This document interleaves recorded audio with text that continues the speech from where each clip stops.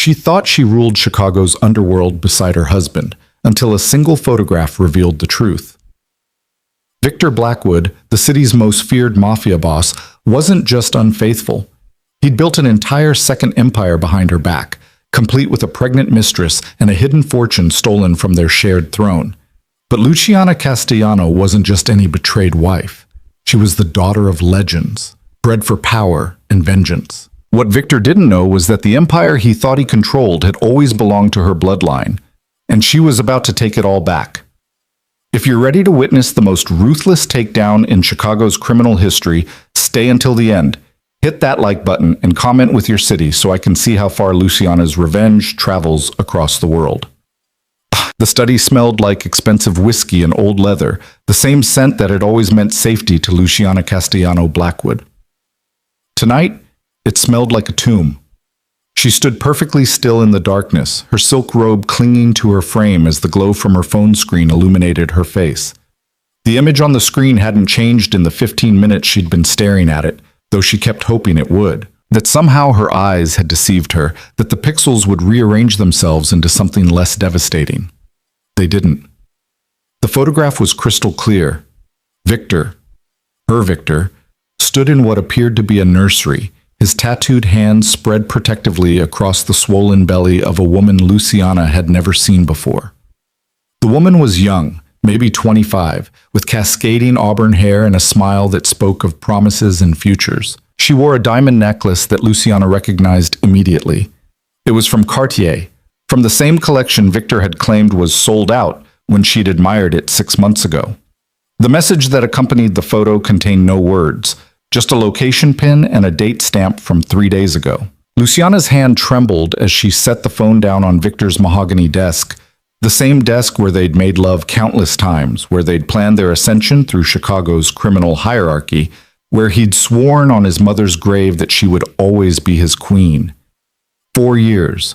4 years of marriage, of building an empire together, of standing beside him as he consolidated power across the city's underworld. 4 years of being the perfect mafia wife, elegant at charity galas, ruthless in business meetings, silent when silence was required, and deadly when action was necessary.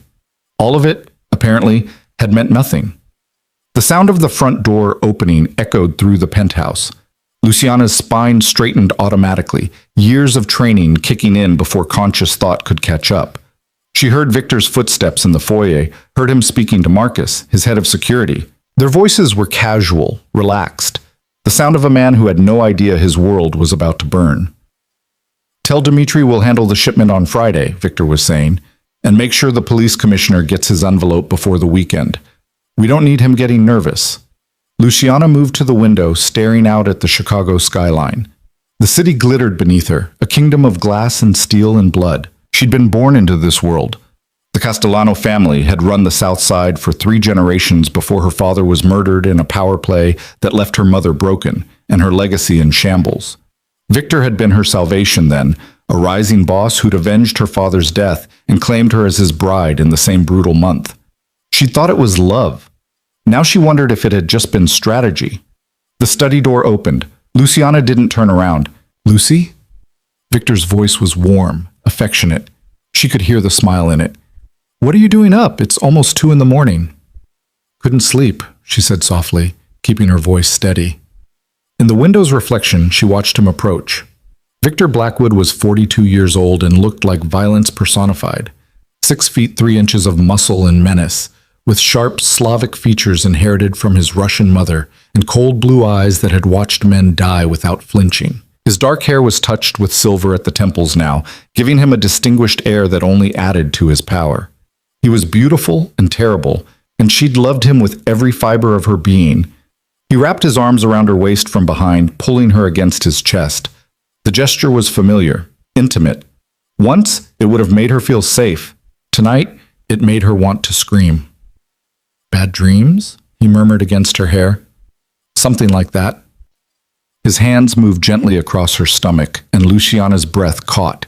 That same gesture in that photograph on another woman's pregnant belly. She closed her eyes, fighting the nausea that threatened to overwhelm her. "You're tense," Victor observed, his fingers kneading the muscles of her shoulders. The business with the Italians stressing you out? She could do it now, could turn around, show him the photograph, demand answers, could scream and cry and fall apart like any normal woman would when her husband's infidelity was revealed in such brutal clarity.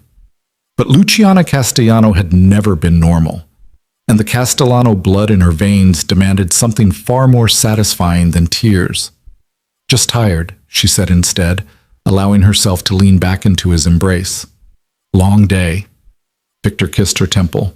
Come to bed. I'll help you relax. The offer, which once would have filled her with desire, now made her skin crawl. But Luciana was her father's daughter, trained from childhood to hide every emotion, to play every angle, to never reveal her hand until the perfect moment to strike. In a minute, she promised. I just need to finish some emails. Work can wait until morning. His hand slid lower, more insistent now. I missed you today. Did you? She wanted to ask. Or did you miss her? The auburn-haired girl carrying your child. Victor, she said gently, turning in his arms to face him. Her hands came up to cup his face, and she smiled, the same smile she'd perfected over years of playing the devoted wife. I love you. You know that, right? Something flickered in his eyes. Surprise, perhaps, at the sudden declaration, or maybe guilt, but it vanished quickly, replaced by that confident smirk that had once made her heart race. Of course I know that, he said, kissing her forehead. And I love you, princess. You're my queen. Always have been, always will be. The lie was so smooth, so practiced, that Luciana almost believed he believed it himself. Good, she whispered, because I would hate to think you'd ever betray that. She felt him stiffen slightly, just for a heartbeat, before he relaxed again. Never, he said firmly. You and me, Lucy. We're forever. Nothing changes that. She kissed him then, pouring every ounce of false devotion into it, and felt him respond immediately. When she pulled back, his eyes were dark with want. Go to bed, she told him softly. I'll be there soon. I promise. Victor hesitated, then nodded. Don't be too long. She watched him leave, waited until she heard the bedroom door close, then returned to the desk. Her phone sat where she'd left it, the photograph still glowing on the screen. But now, instead of devastation, Luciana felt something else entirely. Cold, calculated fury. She opened her contacts, scrolling to a name she hadn't called in over a year. The phone rang 3 times before a gravelly voice answered.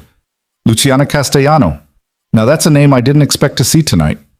Hello, Uncle Marco, she said quietly. Marco De Luca wasn't actually her uncle. He'd been her father's consigliere, the man who'd taught her everything about the business before her father's death. After her marriage to Victor, she'd had to distance herself from her father's old allies. Victor had insisted on building his own power base, free from the ghosts of the past. Now she was grateful for those ghosts. It's late for social calls, sweetheart, Marco said. What do you need? Information, Luciana replied. Complete discretion, and possibly a favor that could get you killed. There was a pause, then a low chuckle. Your father's daughter through and through. Tell me what you need. She did. She told him about the photograph, about the location pin, about the suspicions that had been building in her mind for months, the unexplained absences, the mysterious withdrawals from their accounts, the way Victor's attention had seemed divided lately. Marco listened without interrupting, and when she finished, his voice was grave. How deep do you want me to dig? All the way to the bottom, Luciana said. Everything. Where she lives, how long it's been going on, how much money he's spent on her. I want bank records, property deeds, text messages, phone calls. Everything. That's going to take time. And if Victor finds out, he won't, she cut him off. Because you're too good at your job to get caught. And Marco, when you're done digging, I'm going to need something else. Name it. Luciana's reflection stared back at her from the darkened window, and she barely recognized the woman looking back. Her eyes had gone cold, calculating. This was the face her father must have worn when he made the hard decisions, when he chose strategy over emotion. I'm going to need evidence that will hold up with the syndicate council, she said softly. The kind of evidence that proves Victor Blackwood has been stealing from the family, making unauthorized deals, and jeopardizing everything we've built. Marco was quiet for a long moment. Luciana, what you're talking about, that's not just divorce. That's a coup. I know exactly what it is. The council won't take kindly to a wife going against her husband. They're old school, traditional. They'll say, you should forgive him, stand by your man, all that bullshit. They'll change their tune, Luciana said, her voice hard as diamonds. When I remind them that the Castellano family controlled Chicago's South Side for 30 years before Victor Blackwood was even born. When I show them that the connections, the infrastructure, the loyalty, all of it came from my bloodline, not his. He married into power, Uncle Marco. I was born into it. She could hear the smile in Marco's voice when he replied, Giuseppe would be proud of you right now. Your father always said you had the coldest blood he'd ever seen. Then let's put it to good use, Luciana said. How long will you need? Give me a week, maybe 2 if he's been really careful. You have 72 hours. Marco laughed outright. Demanding, just like your old man. Fine. 72 hours. But Luciana, be careful. Victor's not a man who handles betrayal well. Neither am I, she replied, and ended the call. The next 3 days were the most difficult of Luciana's life. She had to act normal, had to smile and laugh, and play the role of the devoted wife, while her insides churned with rage and betrayal. She went to dinners with Victor's associates, planned a charity gala for the upcoming month, made love to her husband with practiced enthusiasm while imagining his downfall. Victor noticed nothing. Why would he? She'd been playing this role for 4 years, perfecting every gesture, every word. He had no idea that the woman sleeping beside him was the same one systematically planning his destruction. On the second day, she began her own quiet investigation. While Victor was at a meeting with the distribution managers, Luciana accessed the hidden safe in his study, the one he thought she didn't know about. Inside, she found what she was looking for. A second phone, one she'd never seen before. Her hand shook as she powered it on. The device wasn't password protected, Victor's arrogance assuming no one would ever find it. The text messages loaded, and Luciana had to grip the edge of the desk to steady herself. Months of messages, hundreds of them. Declarations of love, promises of a future together, discussions about baby names and nursery colors. The woman's name was Isabella. She was 26 years old, worked as a consultant, which Luciana knew was code for high-end escort, and apparently believed that Victor was going to leave his wife for her. Soon, my love, one of Victor's messages read. Once the baby comes, everything will be different. I'll make sure you and our son have everything you deserve. Luciana's vision blurred. Our son. He was going to have a son with this woman, while she, his actual wife, remained childless because Victor had insisted they wait until the business was more stable. Another lie. Just one more in a tower of lies that seemed to stretch endlessly upward. She photographed every message, backed up the data to a cloud account Victor couldn't access, then carefully replaced the phone exactly as she'd found it. Her hands were steady now, her mind clear. The shock and pain had crystallized into something pure and focused. Purpose.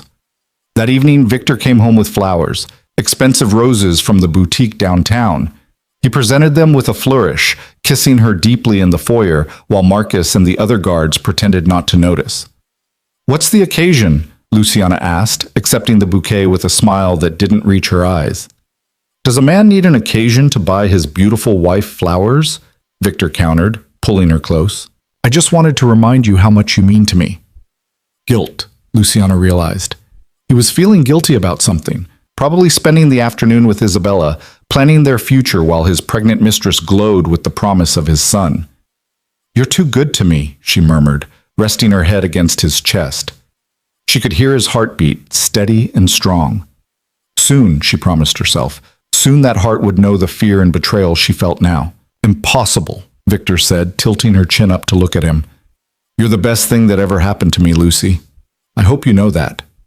She wondered if he practiced these lies, if he rehearsed them in the mirror before coming home. How did he keep them all straight? The promises to her. The promises to Isabella. The image he projected to the world. Show me, she whispered and led him to the bedroom. Afterward, as Victor slept beside her, Luciana stared at the ceiling and thought about her father. Giuseppe Castellano had been a hard man, ruthless in business and unforgiving of betrayal, but he'd loved her mother with a fierce devotion that was legendary in their circles. When Elena Castellano died of cancer, Giuseppe had mourned her for exactly 1 year, then returned to business with renewed focus, channeling his grief into building his empire. Never let them see you weak, he'd told Luciana when she was 15, teaching her to shoot in the basement range of their estate. Emotion is a weapon, princess. You can use it, but never let it use you. The moment you let feelings control your decisions, you've already lost. She tried to apply that lesson to her marriage, tried to be the perfect balance of loving wife and ruthless partner. But she'd made one critical mistake. She'd actually fallen in love with Victor Blackwood. She'd let her guard down, trusted him completely, believed in the future they were building together. That ended tonight. On the third day, Marco called. "I've got what you need," he said without preamble. "And Luciana? It's worse than you thought." They met at a coffee shop in Evanston, far enough from Victor's usual territory to avoid his network of informants. Marco slid a thick manila envelope across the table, his weathered face grim. "The woman's name is Isabella Moretti," he began. "Victor's been seeing her for 18 months. He set her up in a townhouse in Lincoln Park, paid for it in cash, but I traced the money back to accounts he's been skimming from the organization's restaurants and clubs." Luciana's jaw tightened. "How much?" $3 million, give or take. Maybe more if we dig deeper. He's been moving money through shell corporations, hiding it from the books. The townhouse, the car he bought her, medical expenses for the pregnancy, setting up trust funds. It all adds up. "The council doesn't know?" Marco shook his head. "He's been careful. The amounts were small enough individually that they didn't trigger any flags, but when you add them all together over 18 months, he tapped the envelope. "That's embezzlement. That's stealing from the family. What else?" "He's been making side deals without authorization. Remember that shipment from Colombia last month? The one Victor said fell through?" "I remember." "It didn't fall through. He rerouted it through a separate distributor, kept the profits off the books. There's also evidence he's been selling protection to businesses in territories we agreed were neutral ground. The Italians are pissed, by the way. They just don't know it's Victor behind it yet." Luciana absorbed this information, her mind already working through the implications. "What about the baby?" "Due in 6 weeks. It's a boy, like you thought. Victor's already got a nursery set up at the townhouse. Top of the line everything. Isabella thinks he's going to leave you after the birth." "Is he?" Marco's expression was sympathetic. "The messages suggest he's been stringing her along. Lots of promises about soon and when the time is right, but nothing concrete. My read? He wants to keep you both. You for the political connections and family legacy, her for whatever it is men like him think they're getting from their mistresses." "Control," Luciana said softly. "The illusion that he can have everything he wants without consequences." "Probably." Marco leaned back in his chair. "So what's your play?" Luciana opened the envelope, scanning the documents inside. Bank statements, property records, photographs of Victor and Isabella together, transcripts of phone conversations. It was damning, comprehensive, exactly what she needed. "I'm going to give him a choice," she said finally. "The empire or the girl. Let's see what he values more. And if he chooses wrong?" She looked up at her father's old friend, and Marco actually flinched at the ice in her eyes. "Then I'm going to take everything from him, starting with the empire he thinks he built." That night, Luciana set her plan in motion. She began with the money, quietly moving assets, securing control of businesses that were technically in her name but had been managed by Victor. She reached out to old family contacts, people who'd been loyal to the Castellanos before Victor arrived, reminding them of old debts and older allegiances. She was careful, methodical, moving pieces on the chessboard with the patience her father had taught her. Victor noticed nothing because she gave him nothing to notice. She was still the perfect wife, attentive, supportive, elegant at his side during business meetings.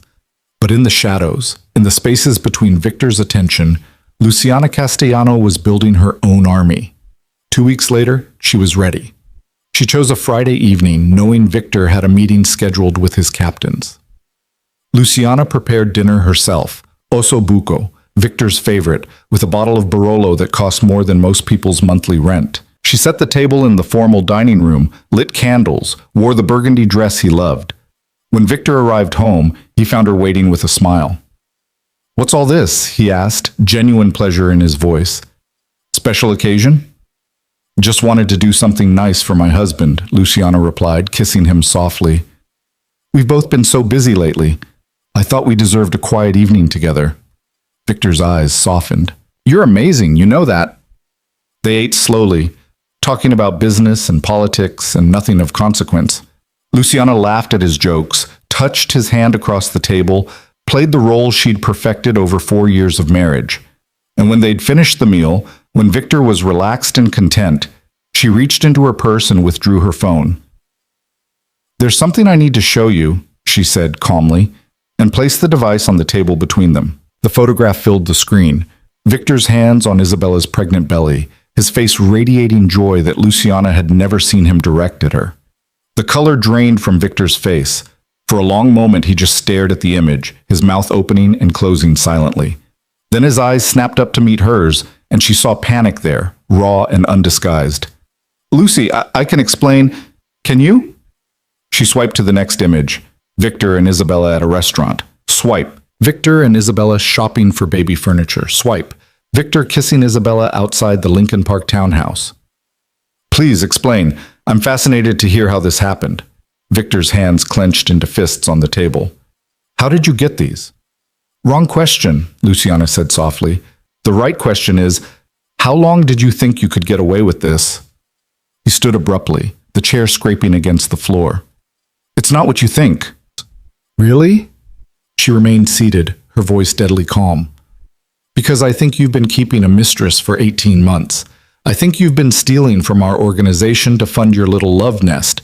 I think you got her pregnant and have been preparing to play father to her son while I, your actual wife, wait at home like a fool. Lucy, please, I'm not finished.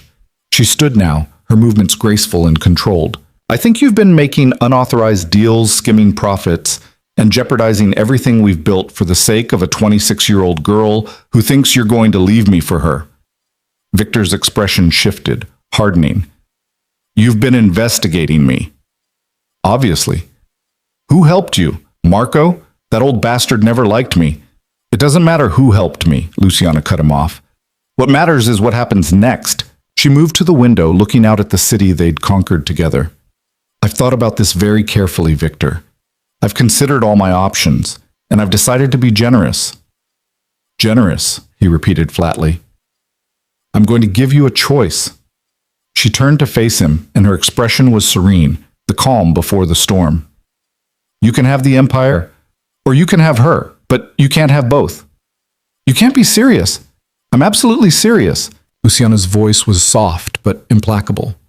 Either you end it with Isabella immediately, pay her off, send her away, make sure she and that baby disappear from your life forever, or I take this evidence to the syndicate council and let them decide what should happen to a boss who steals from the family and makes unauthorized deals. Victor stared at her, and she could see the calculations happening behind his eyes. He was weighing his options, trying to find the angle that would let him keep everything. You wouldn't do that, he said finally. Going to the council would destroy us both. You'd lose everything too. Would I? Luciana tilted her head, studying him like a specimen under glass. I'm a Castellano, Victor. My family built half this city's criminal infrastructure before you were even born. The council members? Most of them knew my father, respected him. Some of them owe their positions to Castellano's support. You think they'll side with you over me when I show them proof that you've been robbing the family blind? She watched the reality of the situation dawn on him, watched him realize that he'd underestimated her completely. You have 24 hours, Luciana continued. Either Isabella disappears or you do. Choose wisely. Victor's hands were shaking with rage now. This is blackmail. This is justice, she corrected. You betrayed me, betrayed our marriage, betrayed the organization. I'm offering you a chance to fix one of those mistakes. Take it or don't. But tomorrow night, I want proof that Isabella Moretti is gone from Chicago, or I'm calling an emergency council meeting. She moved toward the door, then paused. Oh, and Victor? If you're thinking about doing something stupid, hurting me, having me killed, anything like that, know that I've made arrangements. Everything I have on you is backed up in multiple locations. If anything happens to me, it all goes to the council automatically. Lucy, you should have thought about the consequences before you put your hands on another woman, she said quietly. 24 hours. Don't disappoint me. She walked out of the dining room, out of the penthouse, and into the night. Her hands didn't start shaking until she was safely in her car, 3 blocks away. Then, and only then, did Luciana Castellano allow herself to feel the weight of what she'd just done. But she didn't cry. Castellanos didn't cry. They got even. The next 24 hours passed in agonizing slowness. Luciana stayed at a hotel downtown surrounded by security she'd hired personally, men loyal to the Castellano name rather than Victor Blackwood. She didn't sleep, couldn't eat, just waited for Victor's response. It came at 11:47 p.m., 11 minutes before her deadline. A text message with a single photograph attached. Isabella Moretti standing in what appeared to be an airport terminal, a boarding pass in her hand. The destination, Melbourne, Australia. A second text followed. Wire transfer of $2 million to an account in her name. She's gone. We'll never see her again. Luciana stared at the image for a long time. Isabella looked sad but resigned, one hand resting protectively on her pregnant belly. Somewhere in that photo was Victor's son, the child he'd chosen to abandon in order to keep his empire. She should have felt triumphant, vindicated. Instead, she felt nothing at all. "It's done," she texted back. "I'll be home tomorrow." But she had no intention of going home. Because the truth was, Luciana had lied to Victor. She'd never planned to forgive him, never intended to let him keep the empire he'd built on her family's legacy. The ultimatum, the choice, Isabella's exile, all of it was just the first move in a much longer game. Victor had chosen power over love, the empire over his unborn son. And in doing so, he'd revealed exactly who he was. A man who would sacrifice anything, betray anyone, to maintain control. Now Luciana knew exactly what she was dealing with. And more importantly, she knew that Victor had no such loyalty to family, no line he wouldn't cross if his throne was threatened, which meant she couldn't afford to leave him in power. Not when he'd proven he would destroy anything that stood in his way, even his own blood. 2 days later, Luciana returned to the penthouse.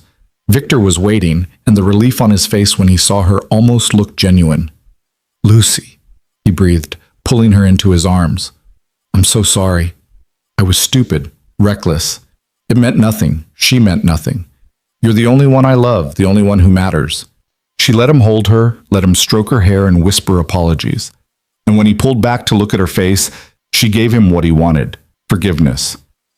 "I know," she said softly. "I know you love me. We'll get through this." Victor's shoulders sagged with relief. "Thank you. Thank you for giving me another chance. I swear I'll spend the rest of my life making this up to you." "I know you will," Luciana replied and kissed him gently. That night, in the darkness of their bedroom, with Victor sleeping peacefully beside her, Luciana made her final decision. She'd given him mercy once, had offered him a way out, a chance to salvage their marriage if he'd only chosen differently. But Victor Blackwood had chosen power, had sent his pregnant girlfriend to the other side of the world without a second thought, all to maintain his grip on the empire. If power was what he valued above all else, then power was what Luciana would take from him. Not quickly, not obviously, but slowly, methodically, the way her father had taught her to dismantle an enemy, piece by piece, until nothing remained but dust and regret. She reached for her phone in the darkness, opening an encrypted message to Marco De Luca. "It's time. Schedule the council meeting. I want every piece of evidence ready to present." The reply came immediately. "Are you sure about this? There's no going back once you start." Luciana looked at her sleeping husband, at the man who'd promised her forever and delivered betrayal instead. "I've never been more sure of anything in my life." She set the phone aside and closed her eyes, but sleep didn't come. Instead, she lay awake in the darkness, planning her next moves. The council meeting would be delicate. She'd need to present her case perfectly, appeal to their respect for tradition while demonstrating Victor's fundamental unfitness to lead. But she had everything she needed. The evidence was irrefutable, her bloodline was impeccable, and her resolve was absolute. Victor Blackwood had made his choice. Now he would live with the consequences. Or more accurately, he would learn to survive in the empire that no longer belonged to him. The empire that was finally coming home to the daughter of Giuseppe Castellano, where it had belonged all along. Outside the window, Chicago sparkled in the night. a city of infinite ambition and ruthless calculation. It was a city that understood power, respected legacy, and never forgave weakness. It was Luciana's city now. She just had to take it back. The Syndicate Council met on the first Tuesday of every month in a private room above a restaurant in Little Italy, neutral ground that had hosted power negotiations for decades. Luciana had attended exactly 3 of these meetings in 4 years of marriage, always as Victor's silent companion, ornamental and obedient. The old men who ran Chicago's underworld preferred their women beautiful and quiet, useful for appearances but irrelevant to actual business. Tonight would be different. She stood before her mirror, adjusting the collar of her black Armani suit. The outfit was severe, professional, designed to command respect rather than admiration. Her dark hair was pulled back in a sleek bun, her makeup minimal. She looked like what she was, Giuseppe Castellano's daughter, come to claim her inheritance. "You don't have to do this," Marco said from the doorway of her hotel suite. He'd been hovering nervously all morning, second-guessing the plan they'd spent 2 weeks perfecting. "We could find another way. Give it more time." Time for what? Luciana turned to face him. Time for Victor to discover what I'm planning. Time for him to move money, destroy evidence, turn the council against me before I even get a chance to speak. He doesn't suspect anything. You've played it perfectly. Which is exactly why we strike now, while he's comfortable. She picked up the leather portfolio containing copies of all their evidence. My father used to say that the best time to attack is when your enemy thinks he's already won. Marco's weathered face softened. Giuseppe would be proud of you, but he'd also tell you to be careful. These men, they're not going to like a woman challenging the established order. Then they shouldn't have built their empire on my family's foundation, Luciana said coolly. She checked her phone. Is everything in place? Silvio and Tommy are already at the restaurant. They'll back your play when the time comes. Carmine's still on the fence, but he owes your father's memory enough that he won't actively oppose you. The others, Marco shrugged, they'll follow whoever they think is going to win. Then I'll make sure they know who that is. Luciana moved toward the door, then paused. And Victor? Doesn't know about the meeting. As far as he's concerned, it's just the regular monthly session. He thinks you're at the spa. Perfect. She smiled, but there was no warmth in it. Let's go remind Chicago who really runs this city. The drive to Little Italy took 20 minutes. Luciana spent it reviewing her notes, memorizing key figures and dates. She would need to be flawless. One mistake, one moment of uncertainty, and the council would dismiss her as an emotional woman seeking revenge for her husband's infidelity. They needed to see her as what she was, a legitimate heir to power,